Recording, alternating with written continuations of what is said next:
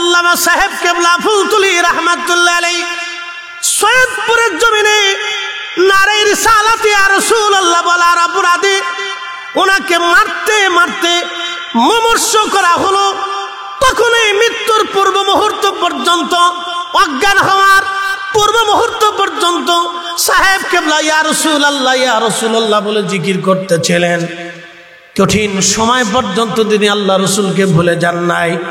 আমরা তাদের অনুসারী, জীবনের শেষ সময় পর্যন্ত আমরা রিসালাতের পক্ষে, রাসূলুল্লাহর পক্ষে আমাদের জীবন পর্যন্ত টিকে থাকবো। কথা বলেন ঠিক না বেঠে? প্রিয় উপস্থিতি, সেই দিনে রক্ত উনার বৃথা যায় নাই। আল্লাহ সিলেটের জমিনের রন্দে রন্দে উনার রক্তটাকে আল্লাহ কবুল করে নিলেন।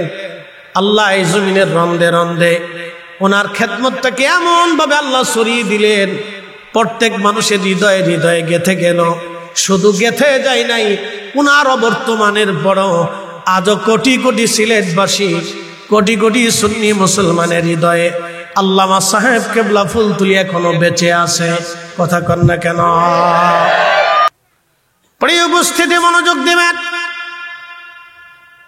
হাজিরিন, কুলাউড়াবাসী, হযরতে সাহাবা ইকরামের কথা যেমন আমরা এখনো স্মরণ করি, আউলিয়া ইকরামের কথা এখনো স্মরণ করি।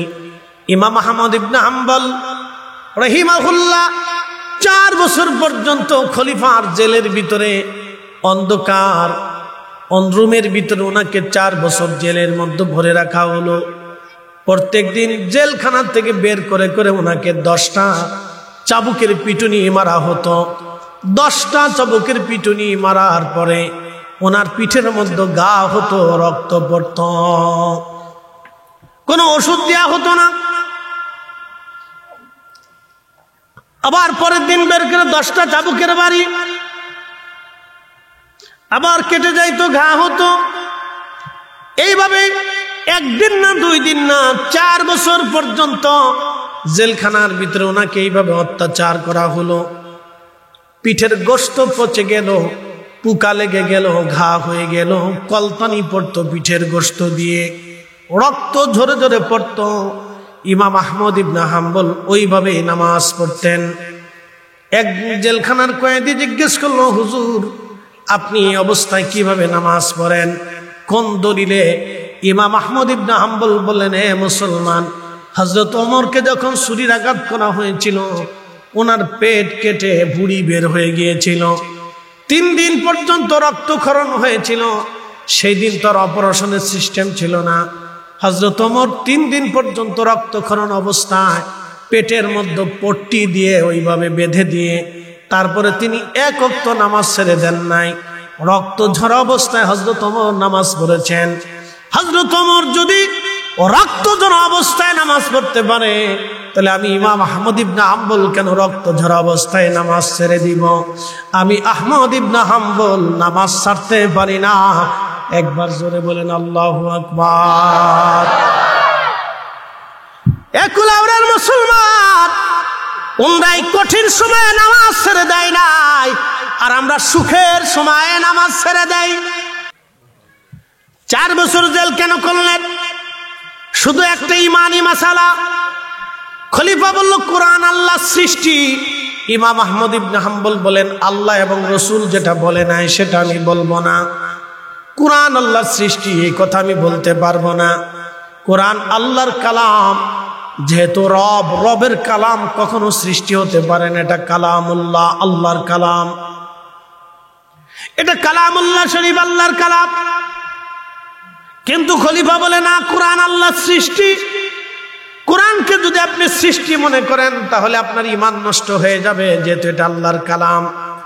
আল্লাহর কালাম কখনো সৃষ্টি হতে পারে না, আল্লাহর পবিত্র জবান মিশ্রিত বাণী এটা।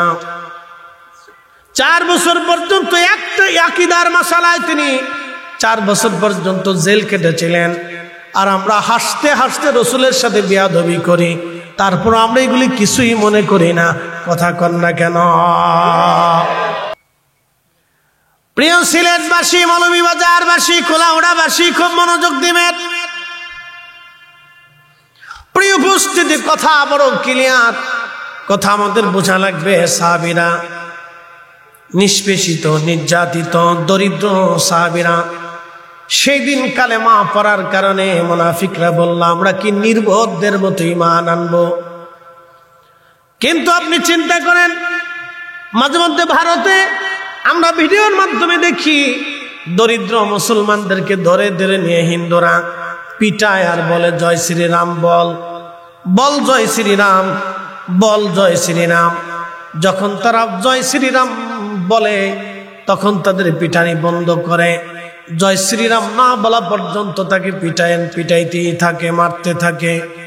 জীবনের মোহে, জীবনের মায়া করতে যায় অনেক মুসলমান জয় শ্রীরাম বলে ফেলে দেয়। আপনি যদি দেখেন হযরত সুমাইয়া রাদিয়াল্লাহু আনহা, তিনি একজন কৃতদাসী ছিলেন, শুধুমাত্র কালেমা পড়ে তিনি আসছেন। আবু জাহেলের লোকেরা তাকে ধরে নিয়ে আসছে। তখন এত ওয়াজ নসিহত হয় নাই, এত মুসলমান হয় নাই, এত আলেম ওলামা নাই, এত মিডিয়া নাই, কিচ্ছু নাই। সেই দিন কাফেররা তাকে ধরে নিয়ে গেল, তারা হাত পা গুলি বেঁধে রাখলো। আবু জাহেল বর্ষা হাতে নিয়ে বলল, সুমাইয়া বল কালেমা কি সারবি? সুমাইয়া বলেন, আবু জাহেল যে সত্য ইমানে কালেমায় দিলে গ্রহণ করেছি, জীবন চলে যাবে, সেই কালেমা যাবে না। হযরত সুমাইয়ার গুপ্তাঙ্গে সেই দিন আবু জাহেল খুচি খুচি বর্ষা মেরে মেরে একটা মায়ের জাতিকে সে হত্যা করেছিল। সেই দিন হযরত সুমাইয়ার আর্তচিৎকারে আকাশ পাতাল ভারী হয়েছিল। সেই দিন কেউ তার সাহায্যের জন্য আগায় আসে নাই, একটা মানুষ তার সাহায্যের জন্য আসে নাই, একটা মানুষও তার প্রতিবাদ করে নাই। আবু জাহেল মৃত্যু পর্যন্ত বর্ষা দিয়ে তাকে ওইভাবে আঘাতের পর আঘাত করেছিল। আবু জাহেল ক্ষান্ত হয় নাই। হযরত সুমাইয়া শুধু বলতেছিল, ইয়া রাব্বি, যেই সত্যটা ইমানে ধারণ করেছি, কালবে ধারণ করেছি, জীবন যাওয়ার আগ পর্যন্ত যেন এই সত্যটা তুমি আমার দিল থেকে বের করে নিও না আল্লাহ। সেই দিন হযরতে সুমাইয়া রাদিয়াল্লাহু আনহা জীবন দিয়ে দিলেন তিনি, কিন্তু ঈমান বিক্রি করেন নাই। আহা, আল্লাহ তাদের উপরে খুশি হয়ে জবাব দিলেন, রাদিয়াল্লাহু আনহুম ওয়া রাদু আন, আমি আল্লাহ তাদের উপরে খুশি, তারা আমি আল্লাহর উপরে খুশি হয়ে গেছে। যালিকা লিমান খাশিয়া রাব্বা, কারণ তারা আমি আল্লাহকে ভয় করত। আমি আল্লাহর ভয়ের জন্য তারা আমি রবের দরবারে সম্মানিত হলো। আমি রব তাদের উপরে খুশি হয়ে গেলাম, তারা আমার উপরে খুশি হয়ে গেল। ও মৌলভীবাজারের মুসলমান, এইভাবে বহু সাহাবীর জীবন চলে গেল। হযরত খাব্বাব রাদিয়াল্লাহু আনহু, উনাকে ধরে নিয়ে কাফেররা, উনি ছিলেন কামাত, উনি ওই লোহা দিয়ে অস্ত্রপাতি তৈরি করতেন। খাব্বাব রাদিয়াল্লাহু আনহু কামার ছিলেন, লোহা দিয়ে অস্ত্র বানাইতেন খাব্বাব। এই কয়লাগুলি যখন আগুনের মধ্যে দেওয়া হয়, তখন এই কয়লাগুলি পুড়ে দেখবেন আঙ্গার হয়ে যায়, আগুনের রূপ ধারণ করে। এই কয়লাগুলি বিষাইয়া হযরত খাব্বাবকে চিৎ করে সুমাইয়া জোর করে কাফেররা বুকের উপরে পাথর চাপা দিয়ে চেপে ধরে রাখত। হযরত খাব্বাব বলতেন, আমার পিঠের চামড়া পুড়ে কয়লার আগুন নিভে যাইত, তারপরে ওরা আমাকে ছাড়ত না, আবার আমাকে উঠাইতো, আবার কয়লাগুলি ওরা আগুনের মধ্য দিয়ে আবার আঙ্গার বানাইতো, আবার মাটির উপরে বিছাইয়া ওই কয়লার উপরে আমাকে চিৎ করে শোয়া পাথর চাপা দিয়ে তারা চেপে ধরে রাখতো। আমার পিঠের গোশতগুলি পুড়ে পুড়ে, আমার পিঠের চর্বি পুড়ে পুড়ে কয়লা নিভে যাইতো। আমার পিঠের মধ্যে বড় বড় ঘা হয়ে গেল। খাব্বাবের পিঠের উপর থেকে গোশত চলে গেল, চামড়া চলে গেল, বড় বড় ঘা হয়ে গেল, গর্ত হয়ে গেল। জায়গা থেকে গোশতগুলি উঠে চলে গেল। যেখানে যেখানে কয়লা পড়েছিল সেখান থেকে গোশত চলে গেল, চামড়া চলে গেল, সাদা সাদা ফ্যাত পেতে হয়ে রইল। হযরত খাব্বাব পিঠের চামড়া দিলেন, গোশত দিলেন, কিন্তু ঈমান বিক্রি করে দেন নাই। একবার জোরে বলা যাবে কি আল্লাহু আকবার? এক কুলাউড়ার মুসলমান, খুবই মনোযোগ দিয়ে শুনবেন। প্রিয় উপস্থিতি, সাহাবায়ে কেরাম আল্লাহর দ্বীনকে, কালিমাতুত তাওহীদ ওয়া রিসালাতকে তারা নিজেদের জীবনে এমন ভাবে বিশ্বাস করে নিয়েছিলেন। এখন আপনাদেরকে বোঝানোর জন্য কত কত আলেম ওলামা আছে, কত পীর মাশায়েখ গেছে, এই জমিনে রন্দে রন্দে আল্লামা সাহেব কেবলা ফুলতুলি রাহমাতুল্লাহ আলাইহি ঘুরে ঘুরে বেরিয়েছেন, মানুষদেরকে বুঝিয়েছেন। ওনার আগে 360 আউলিয়া থেকে শুরু করে অসংখ্য উলামা ফুদালা আউলিয়া ত্যাগন জমিনের রন্দে রন্দে ঘুরে ঘুরে ঘুরে ঘুরে মানুষকে বুঝিয়েছেন। কিন্তু সাহাবীরা যখন দিন কবুল করলো, তখন শুধুমাত্র আল্লাহর রসুলের উপরে ইয়াকিন নিয়ে তারা দিন কবুল করেছিল। শুধু আল্লাহর নবীকে তারা দেখেছিল, শুধুমাত্র আল্লাহর নবীকে তারা দেখেছিল। সেদিন দিন কবুল কারা করেছিল? আল্লাহ কোরআনে বললেন, আমিনু, তোমরা ঈমান আনো কামা আমানান নাস। আমার নবীর সাহাবীরা যেইভাবে ঈমান আনছে, তোমরাও সেইভাবে ঈমান আনো। ক্বালু আনুমিনু কামা আমানাস সুফাহা। সেই দিন নির্বোধ যারা, বুকা যারা, কাফের আর মুনাফিকরা বলল, আমরা কি নির্বোধদের মতো ঈমান আনবো? আমি জানি প্রেমে পাগল সে তো মদিনা, প্রেমানলে পুরে মরি ওহে রব্বানা। আমি জানি প্রেমে পাগল সে তো মদিনা। আল্লাহুম্মা সাল্লি আলা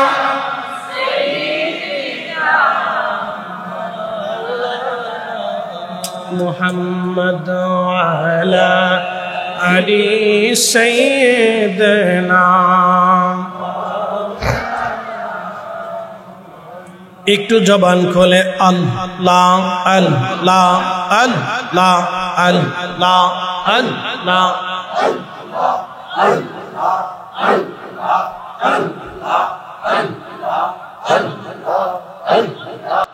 বন্ধু, হযরত বেলালের পিঠের চামড়া উঠিয়ে ফেলতে ফেলতে ফেলতে ফেলতে মারতে মারতে মারতে মারতে দিনের পর দিন, মাসের পর মাস, বছর ধরে বেলালকে অত্যাচার করা হয়েছিল, কিন্তু একটা সেকেন্ডের জন্য জবান থেকে আহাত শব্দ বাদ দিতে পারে নাই। একসাথে বলবেন আল্লাহু আকবার। আহা, এই ত্যাগের জন্য আল্লাহর নবী তাকে মসজিদে নববীর মুয়াজ্জিন বানাই দিলেন। পৃথিবীর কোন ইউনিভার্সিটি থেকে সে কিছুই শিক্ষা অর্জন করে নাই। আহা, একজন নিগ্র, আফ্রিকার সোমালিয়া, ইথিওপিয়া, কেনিয়া, ঘানা, এই অঞ্চলের মানুষ যদি আপনি দেখেন, তাহলে আপনি দেখবেন হযরত বেলালের চেহারা কেমন ছিল বুঝবেন। সোমালিয়া, কেনিয়া, ঘানা, ইথিওপিয়া, এই অঞ্চলের মানুষ দেখতে যেমন, হযরত বেলাল ছিলেন দেখতে তেমন। কোনো লেখাপড়া ছিল না, কিছুই ছিল না, তার কৃতদাস ছিলেন। শুধু কালিমা ইমানের কঠিন বলে বলিয়ানের জন্য আল্লাহর নবী তাকে মসজিদে নববীর মুয়াজ্জিন বানালেন। তো এমন এক মুয়াজ্জিন রাসূল বলেছেন, আমার উম্মতেরা কিয়ামতের ময়দানে আমার বেলালের পিছনে পৃথিবীর সব মুয়াজ্জিন আমার বেলালের পিছনে দাঁড়াবে। একবার জোরে বলা যাবে কি আল্লাহু আকবার? রাসূল গেলেন হযরত বেলাল, নবীর মসজিদের মুয়াজ্জিন হয়ে যাওয়ার পরে, আহা, আমার ভাইরা বলছে হুজুর বেলালের একটু জীবনী বলবেন। মুক্তাসার, সময় কম, কথা আমার লম্বা। আশিক রাসূল হযরত বেলাল রাদিয়াল্লাহু তাআলা আনহু নবীজির ইন্তেকালের পরে এতটাই ইশকে রাসূলে বিভোর ছিলেন, তিনি আর আযান দিতে পারেন নাই। তিনি কখন আর আযান দেন নাই। ইমাম জাইলাই নাসমুর রায়ার মধ্যে তিনি লেখেন, হযরত বেলাল আবু বকরের কাছ থেকে বিদায় নিলেন, আমার বিদায় দেন, মদিনায় আর আমার থাকা সম্ভব হবে না হে আবু বকর। হযরত আবু বকর সিদ্দিক রাদিয়াল্লাহু আনহু বহু অনুরোধ করলেন, বললেন না, আমার পক্ষে সম্ভব না। আমি আর আজান দিতে পারবো না, বিরহ বেদনা বড় কঠিন। হযরত বেলাল চলে গেলেন। সুদূর সিরিয়ার দামেস্কে ঘুমান। গভীর রাত, বহুদিন পরে নবীজি স্বপ্নে তশরিফ আনলেন। বেলালকে ডেকে বললেন, কিরে বেলাল, তুমি আমার সঙ্গে কেন জুলুম শুরু করছো রে বেলাল? তুমি আসো, আমার জিয়ারতে আসো বেলাল। ইমাম তাকিউদ্দিন সুবকি রাহমাতুল্লাহি আলাইহি বললেন, আল্লাহর নবী স্বপ্ন দেখার পরে আশিফা ও সাকামের মধ্যে আসে বেলাল রওনা হয়ে গেলেন। সুদূর সিরিয়া থেকে মদিনা বহুদূর।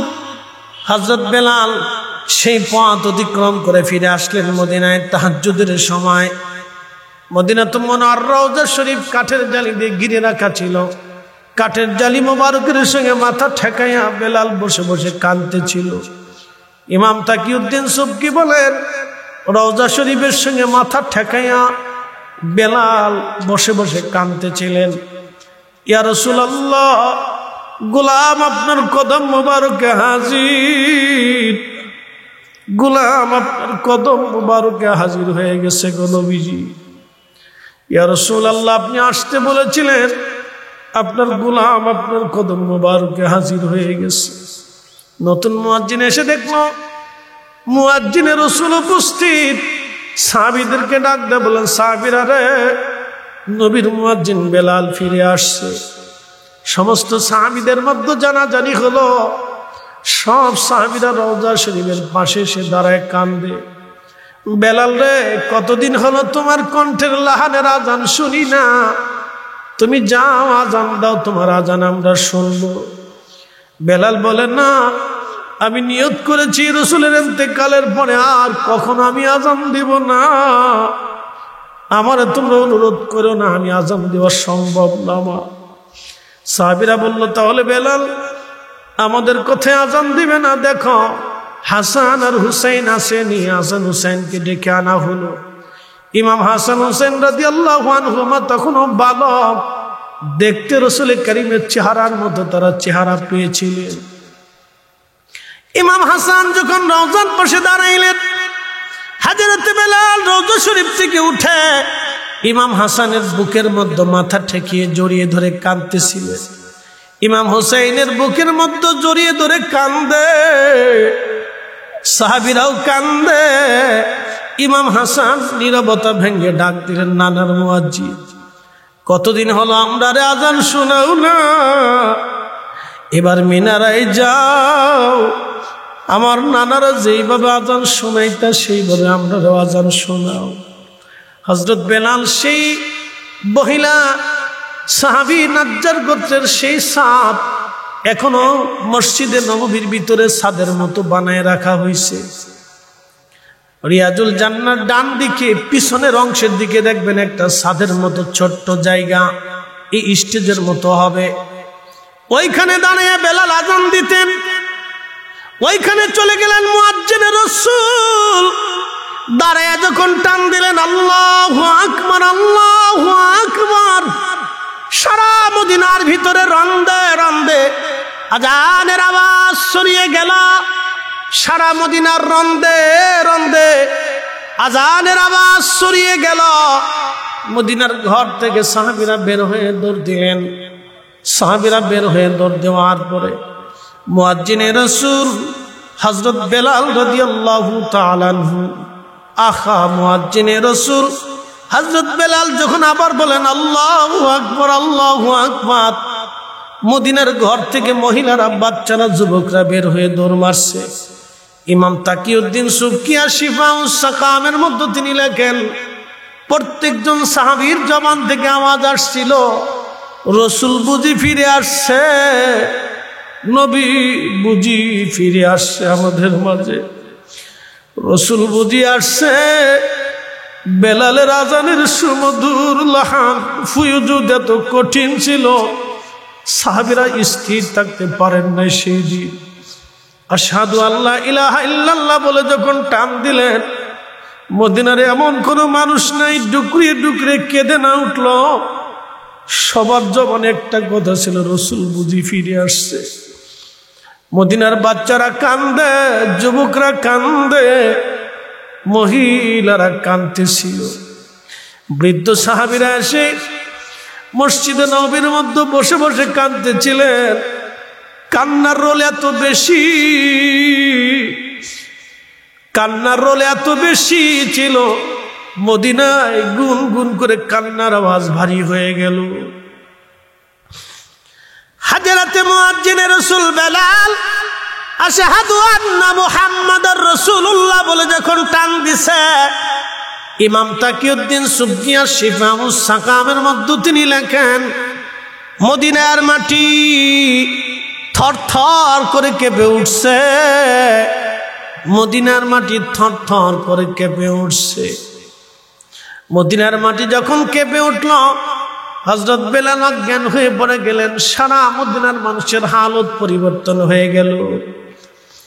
বুঝতেই পারতেছেন সেই দিন পৃথিবীতে একজনের আজানে পৃথিবীর মাটি কেঁপেছিল, আর কারো আজানে কোনোদিন জমিন কাঁপবে না।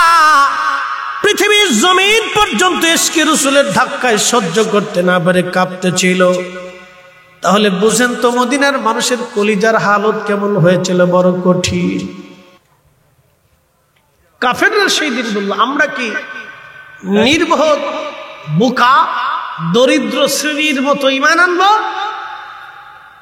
আপনি সারা জিন্দেগি মনে রাখবেন, সমাজের যারা দরিদ্র থাকে তারা নিষ্পেষিত বেশি হয়।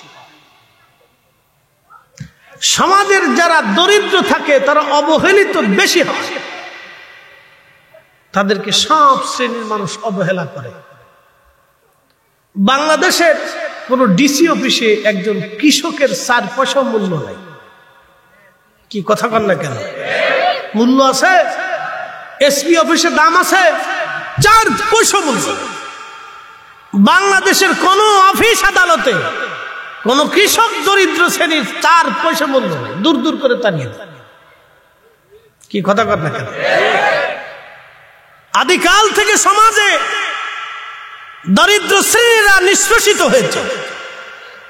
তারা সমাজে বড় করে কথা বলতে পারে, ধমক দিয়ে বসে না, থাক বেটা বাস, তুই কি বুঝিস? কি কথা কর না, ঠিক আছে না ভাই? এইভাবে দরিদ্র শ্রেণীদেরকে ধমক দিয়ে বসিয়ে দেওয়া। সেই দিন দরিদ্ররা ঈমান আনলো।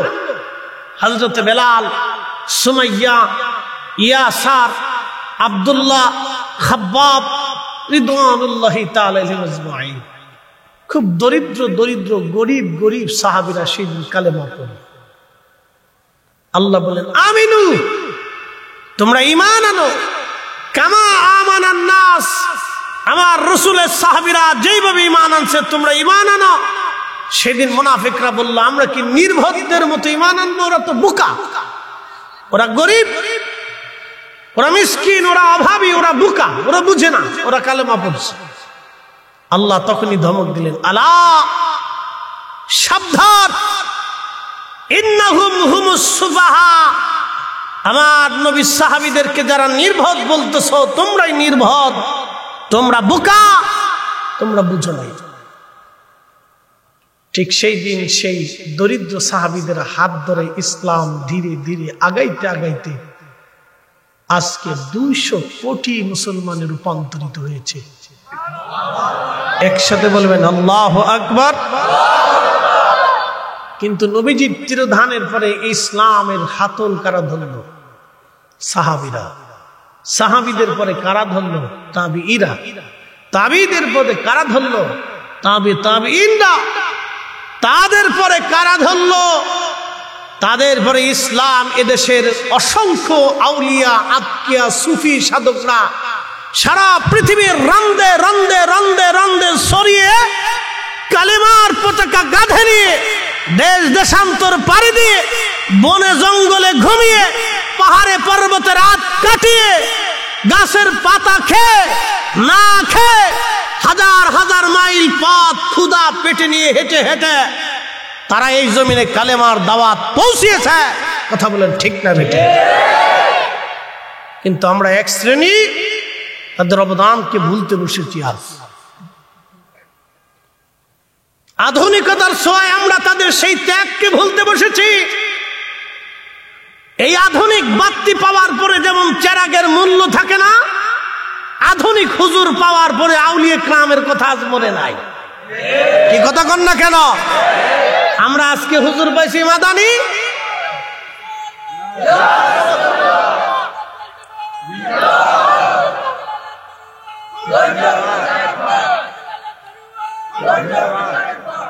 আমরা আজকে দেখেছি আধুনিক হুজুর, কেউ পাইছে মাদানি, কেউ পাইছে আজহারি, কেউ পাইছে অমুক, কেউ পাইছে তমুক, কেউ অমুক ফেরত তমুক ফেরত। এই ফেরত ফেরত পাইয়ে আমরা আজকে আধুনিক হুজুর দেখে আধুনিক বাতি ভাইয়ে মনে করছি বিরাট বড় আলোওয়ালা। কিন্তু আপনি জানেন না, এদেশে এই সুন্দর বাগান সাজানোর জন্য আউলিয়া কেরামের অবদান। কথা কোন ঠিক না বেঠে? কালেমার স্বাদ পাওয়া তো দূরের কথা, সেই দিন যদি শাহজালাল ইয়ামানি মুজাররদি জায়নামাজ বিছাইয়া সুরমা পার না হতে পারতেন, তাহলে আজকে বাংলাতে কালেমার স্বাদ নসিব হতো না। সেই দিন যদি খাজা বাবা আজমির শরীফ থেকে পানিপাত প্রান্তরে ধুলি নিক্ষেপ করতে না পারতেন, তাহলে আজকে ভারতের জমিনে কালেমার স্বাদ মুসলমান পেত না। সেই দিন যদি মুজাদ্দিদ আল ফেসানি সেরহিন্দি ফারুকি সম্রাট জাহাঙ্গীরের দেওয়া সেই বাঘের খাঁচার ভিতরে ক্ষুধার্ত সিংহের সামনে যদি সেই দিন তিনি সালাত আদায় করতে না পারতেন, সিংহ যদি সেই দিন তাকে খেয়ে ফেলত, আর সিংহ যদি সেই দিন ওলি আল্লাহ না চিনার পরে যদি বসে না থাকতো, তাহলে ভারত উপমহাদেশে দ্বীন ইলাহি চলতো, মুসলমান ইসলাম বলে কোনো শব্দ এদেশে থাকতো না। আজকে আধুনিক হুজুর পাইয়া আমরা তাদের অবদানকে ভুলে গেছি নাকি? আহা, এটাই হচ্ছে অকৃতজ্ঞ। কথা বলেন ঠিক না বেটে? আধুনিক বাতি পেয়েছি আমরা, বেঁচে আছে না? কি কথা কন না কেন? আব্দুল লতিফ বাংলাদেশে হাজার হাজার আছে না? তো হাজার হাজার আব্দুল লতিফ আছে, ওই আব্দুল লতিফকে তো কেউ স্মরণ করে না, কিন্তু ওনাকে কেন স্মরণ করে? আপনার হৃদয়ে ওনার প্রতি মহাব্বত কে সৃষ্টি করে দিচ্ছে? একসাথে বলেন, না না না, জোরে বলেন, জোরে বলেন। আবার পরে বুঝাই, শাহজালাল ইয়ামানি মুজাররদি ইন্তেকাল করেছেন কত বছর? 750 বছর ওনার জিন্দেগি বাংলাদেশে। তো 750 বছর পরেও ওনার কথা আমাদের হৃদয়ে কে ধারণ করে রেখেছে? একটা কিতাব উনি লেখেন। কি কথা কন না কেন? লেখছে একটা কিতাব উনি, একটা হাদিসের কিতাব উনি, একটা তাফসীরি কিতাব উনি লেখেন। তো ওনার মহব্বত আমাদের অন্তরে কে দিয়ে রাখছে? শাহজালাল তো দেশে বহু আছে, বাকি শাহজালাল কথা মানুষের কেন মনে নাই? ওনারটা কেন মনে আছে? ওনারা আল্লাহর মকবুল। ওনাদের অবদানকে অস্বীকার করা মানে নিজের পিতাকে অস্বীকার করা। আজকে এক শ্রেণীর মুসলমান ধীরে ধীরে ধীরে ধীরে আমাদের ভিতরে ঢুকে ঢুকে ঢুকে ঢুকে বদ আকীদার বীজ বপন করতে চাচ্ছে। হাসতে হাসতে নবযুগের নতুন প্রদীপ, হাসতে হাসতে নবযুগের নতুন প্রদীপ না রাসূলের শানে বেয়াদবি। কি কথা কন না কেন? জোরে বলে। এরা মনেই করে না, কিচ্ছু মনে করে না, তাদের কাছে এগুলো মামুলি বিষয়। কিন্তু আমরা যারা সুন্নি, আমার রাসূলের পবিত্র চাদর মোবারকের একটা সুতাকেও আমরা মহামূল্যবান মনে করি। কথা কন না? জোরে বলেন, ঠিক কিনা? বলে হুজুর কোন দলিলে? ইমাম মালিক ইবনে আনাস, 4 ইমামের এক ইমাম, পৃথিবীর 4 আলেমের এক আলেম। পৃথিবীর কিয়ামত পর্যন্ত কোনো মা ইমাম মালিকের মতো কোনো আলেম আর কোনোদিন কোনো মা জন্ম দিতে পারবে না। কিয়ামত পর্যন্ত পৃথিবীর কোনো মা ইমাম মালিকের মতো আলেম আর জন্ম দিতে পারবে না। তিনি রাসূল করিমের মদিনাতুল মুনাওয়ারার বাসিন্দা ছিলেন। জীবনের 80টা বছর পার করেছেন, একটা সেকেন্ডের জন্য মদিনার সীমানার ভিতরে জুতা পরেন নাই, একটা সেকেন্ডের জন্য মদিনার সীমানার ভিতরে পায়খানা পেশাব করেন নাই, একটা মুহূর্তের জন্য ভুলেও কখনো মদিনার সীমানার ভিতরে তিনি থুতু নিক্ষেপ করেন নাই। তিনি ইমাম মালিক মদিনার রাসূলকে তিনি এইভাবে সম্মান করতেন। আমরা তাদের উত্তরসূরি, কথা বলেন ঠিক না বেটে? আমরা তাদের অনুসারী, আমাদের এখনো এরকম হতে হবে। আমার মাযহাবের ইমাম আবু হানিফা রাহমাতুল্লাহ আলাইহি মদিনাতে 7 দিন পরে ইমাম মালিককে বলতেছে, মালিক বিদায় দাও, মদিনার থেকে চলে যাও। ইমাম মালিক বলতেছে, ইমাম মদিনাতে মানুষ আসে থাকার জন্য, আর আপনি চলে যেতে চান কারণ কি? বলে, আমি তো মানুষ, বেঁচে থাকতে হবে, আমার আর সহ্য হচ্ছে না। বলে, কারণ কি? বলে, আজকে 7 দিন হলো মদিনার ভিতরে পায়খানা পেশাব করতে পারি না। বলে, কেন? তোমাকে যেই রোগে ধরছে আমাকেও সেই রোগে ধরছে, তোমাকেও রসুলের প্রেমের রোগে ধরছে, আমাকেও নবীর প্রেমের রোগে ধরছে। বলো ইমাম মালিক, তুমিও 80 বছরের সীমানার পায়খানা পেশাব করো না, আমি এই সীমানার ভিতরে কি করে পায়খানা পেশাব করবো, অথচ রসুল ঘুমিয়ে আছে। একসাথে বলবেন আল্লাহু আকবার। না না, জোরে বলেন, জোরে জোরে জোরে।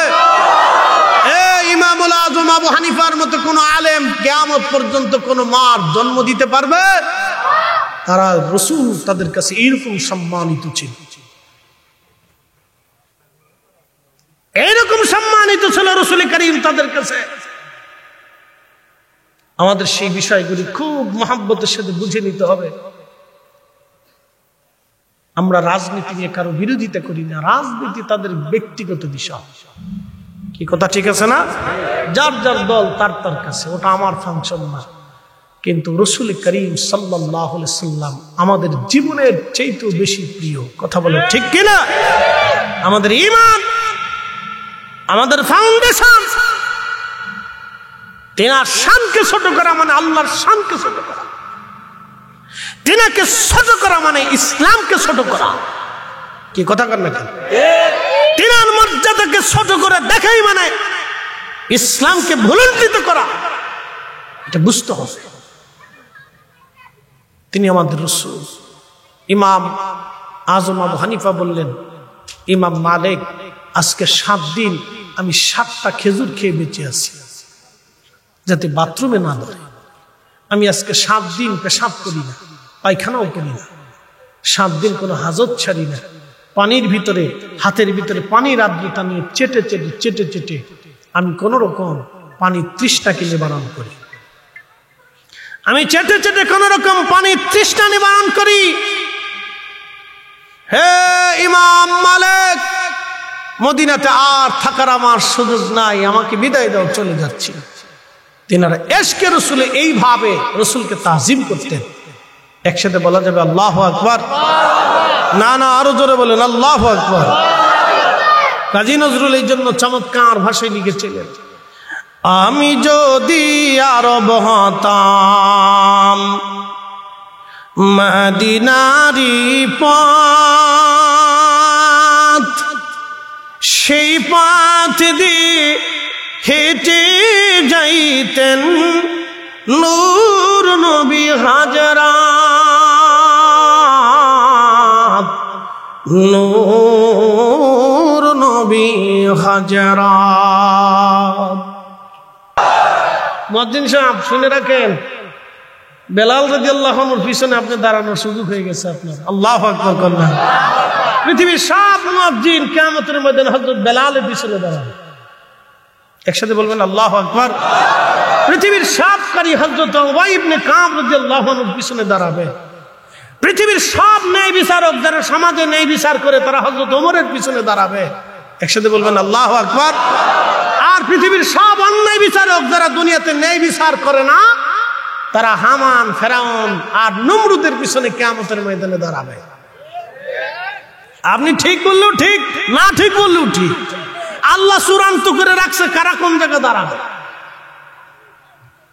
পৃথিবীর সব বীর মুজাহিদরা হযরতে আলী রাদিয়াল্লাহু আনহুর পিছনে দাঁড়াবে।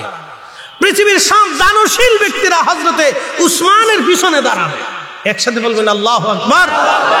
পৃথিবীর সব ওলি যারা মুজাহাদা করেছে, দুনিয়া বিরাগী যারা ছিলেন, তারা হযরতে আবু যর গিফারি রাদিয়াল্লাহু আনহুর পিছনে দাঁড়াবে।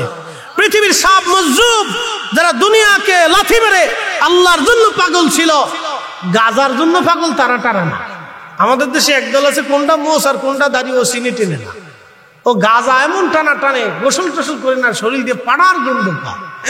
ও নাম দিছে শাহ সুফি, শাহ সুফি। ও যদি শাহ সুফি হয়তো শয়তান কেনা, কি কথা কন না কেন? শাহ সুফি নাম দিছে, বাইরে এগুলো শাহ সুফি বের করার দরকার। খুব মনোযোগ দিয়ে এগুলি না, যারা দুনিয়া বিরাগী জাহিদ আল্লাহর পাগল ছিল, মজ্জুব ছিল, তারা হযরতে ওয়াসাল করনী রাদিয়াল্লাহু আনহুর পিছনে কিয়ামতে দাঁড়াবে। সুবহানাল্লাহ, একসাথে বলবেন আল্লাহু আকবার।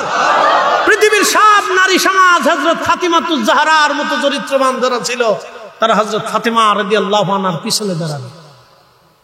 একসাথে বলবেন আল্লাহু আকবার। পৃথিবীর সব যুবক তারা হযরত ইমাম হাসান হুসাইন রাদিয়াল্লাহু আনহুর জন্য যারা ত্যাগ স্বীকার করছে, তারা ইমাম হাসান হুসাইনের পিছনে দাঁড়াবে। জোরে বলেন, জোরে জোরে জোরে জোরে। বেডি মানুষের পিছনে ঘুরেন না, যুবকের কপালে নাই। এইবার সুবহানাল্লাহ টাল্লাহ কইলেন টাইলেন না, কারণ দেখি বদলো ভালো না, বুঝে যান, বুঝে যান।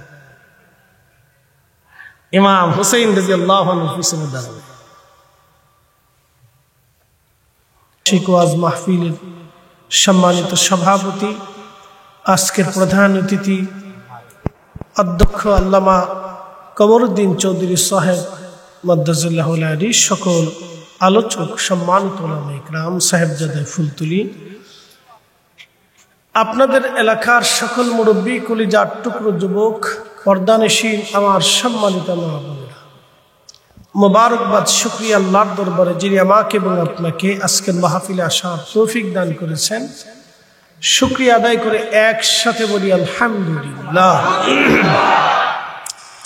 আরো শুকর গুজার করি সে আল্লাহর যিনি আমাকে এবং আপনাকে নবীকুল সর্দার ইমামুল মুরসালিন রাহমাতুল লিল আলামিন সৈয়দুল কাউনাইন ওয়াস সাখালাইন হাবিবুল্লাহ, প্যারা মেহবুব নবীর উম্মত হিসেবে আল্লাহ আমাদেরকে মঞ্জুর করেছেন। সেই জন্য আল্লাহর আসমানে আমরা একসাথে শুকরিয়া আদায় করে বলি আলহামদুলিল্লাহ। প্রিয় উপস্থিতি, মুকদ্দমা, সরাসরি আলোচনা। আমরা মুসলিম, আমাদেরকে আল্লাহ মুসলমান হিসেবে কবুল করেছেন। পৃথিবীতে অবশ্যই একদিন কিয়ামত অনুষ্ঠিত হবে, পৃথিবী একদিন ধ্বংস হয়ে যাবে। আল্লাহ কোরআনে বলছেন ইদা সামাউন ফাতারাত, আসমানগুলি ভেঙ্গে ভেঙ্গে জমিনে খান খান হয়ে, টুকরা টুকরা হয়ে ধ্বনিত পশমের মতো উঠতে থাকবে।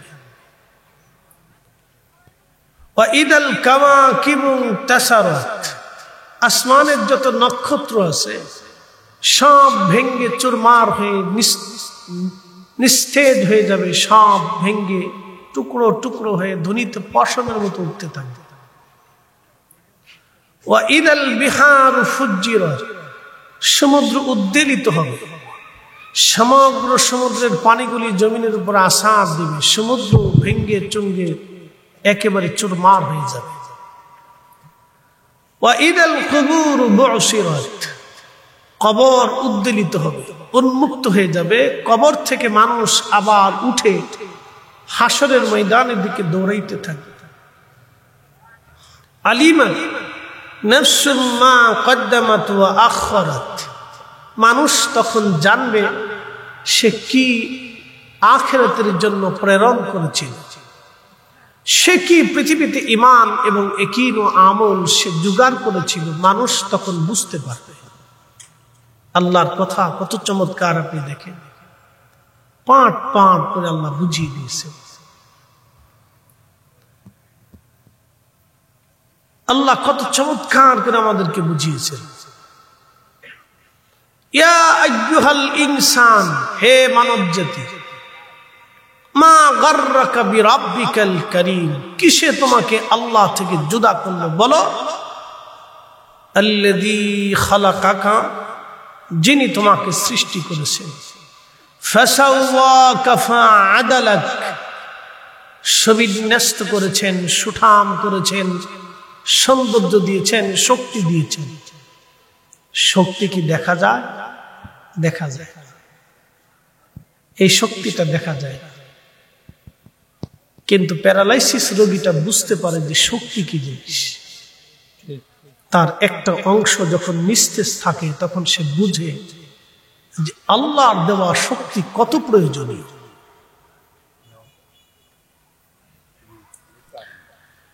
ফি আই সূরাতিম মা শাআ।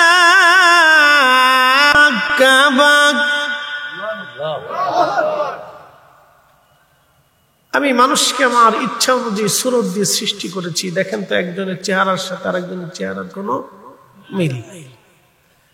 আদম আলাইহিস সালাতু ওয়াস সালাম থেকে কিয়ামত পর্যন্ত কোনো মানুষের চেহারার সাথে কোনো মানুষের চেহারার মিল হবে না। কোনো মানুষের বডি স্ট্রাকচারের সাথে কারো বডির মিল হবে না, কারো নাকের সাথে কারো নাকের মিল হবে না, কারো ত্বকের সাথে কারো ত্বকের মিল হবে না, কারো থুতনির সাথে কারো থুতনির মিল হবে না, হাতের সাথে হাতের মিল হবে না, পায়ের সাথে পায়ের মিল হবে না, কারো চুলের সাথে চুলের মিল হবে না, চোখের সাথে চোখেরও মিল হবে না।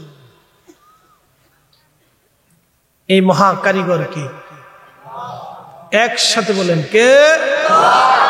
কোনো সন্দেহ? আমাদের সেজদা কার জন্য হবে?